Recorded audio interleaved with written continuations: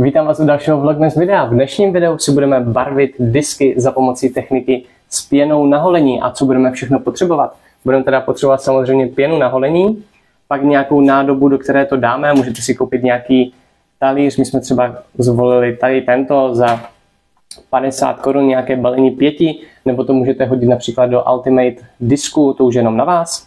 Pak samozřejmě budeme potřebovat bílý disk nejlépe, protože bílá barva nejlépe vlastně poliká ty barvy, které budeme používat.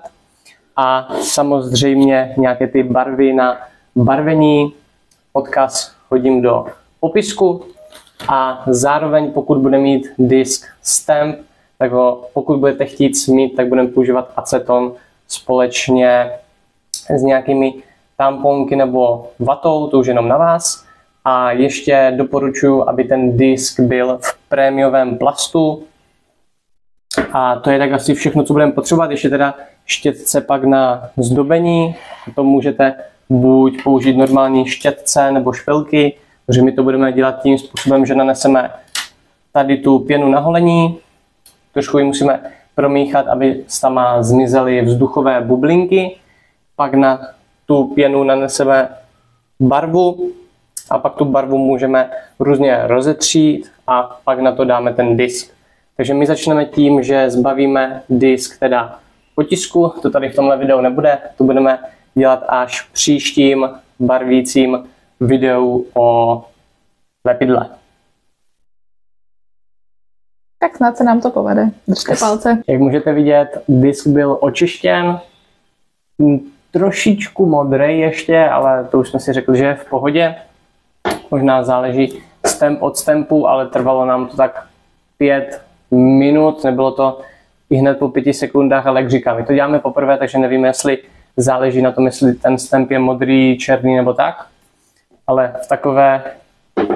na takový stav se dostanete asi po těch 5 až 10 minutách. Teď už teda do talíře, tedy připraveného, dáme teda tu pěnu na holení, která by se pak ještě předtím, než tam budeme dávat barvu, by se měla promíchat, aby tam nebyly nějaké ty vzduchové bublinky. A pak tu máme ještě věc, kterou urovnáme tu pěnu, aby nebyla hrbolatá a přesně se ty barvy dali na ten disk. A pak samozřejmě štětečkama si to budeme snažit vyrovnat. Uvidíme, jestli nám tohle bude stačit. Chceš míchat?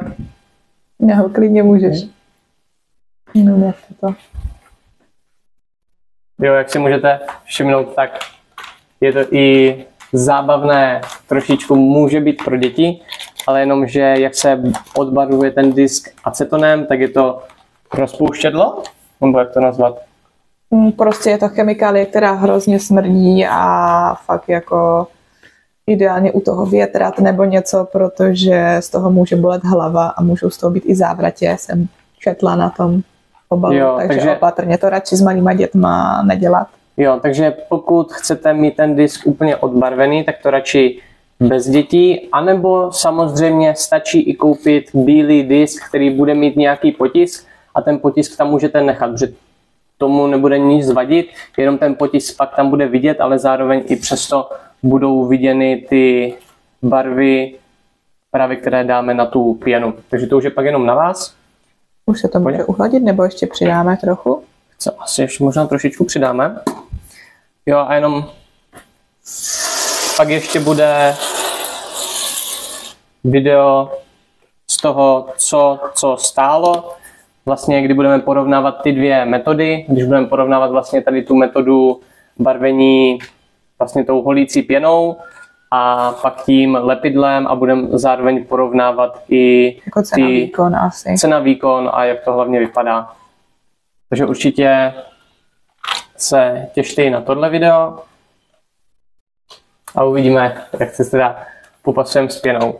Připadáš si, jako kdyby spekl dort? Já jsem viděl tak asi 2 hodiny videí, různého textu jsem ještě četl, co se týká toho barvení toho disku.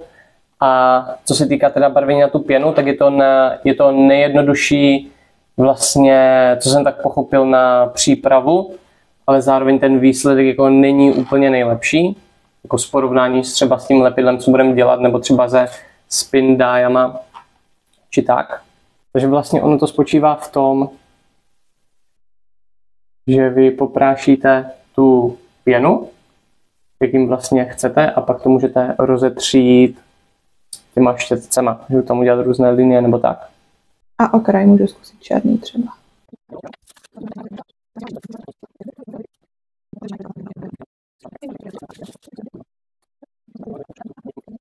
Důležité vlastně tam ten disk jako neplácnout, ale jakože co nejpřirozenější položit a pak ničím zatížit. My to zatížíme tady izolepou.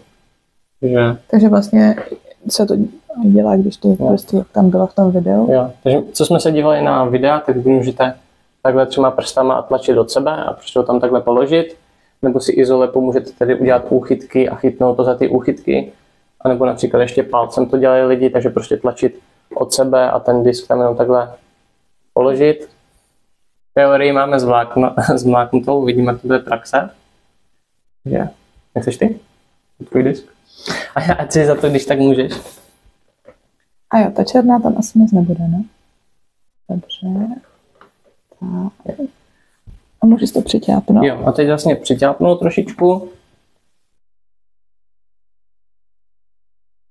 Že ta černá tam bude, spíš nebude. Nevadí, aspoň jsme zjistili. Je to teda tam. Jo, možná bych to přemístila. Jo. Na to? Asi už tím pak nehýbejte. Dobré, no já bych to přemístila, protože fakt jako kdyby to vykáplo nebo něco, takhle to nemáme na stole. A teď už prostě jenom čekat. Moc nehýbejte. Dobré, a jak dlouho to tak má být? Čím díl, tím líp. Oni ve videích často říkali, že přes noc, že my to taky tak uděláme. Doufám, že jste si to užili. A pak se příště podíváme teda na výsledek. Zároveň v popisku videa bude hodně informací, co já jsem zjistil, plus nějaké ty odkazy právě na barvy nebo tak. A v případě, pokud je tu nějaký člověk, který už tím má nějaké zkušenosti a chce se podělit s nějakýma informacemi, co jsem například tady říkal špatně, tak budu jenom rád, protože, jak říkám, je to naše první vlastně barvení. Já mám zmáknout jenom teorii, vůbec nemám zmáknout praxi, takže to budeme i rádi. A doufám, že i vlastně celá komunita, aby jsme si tady během svátku užili nějakou zábavu právě s barvením disku.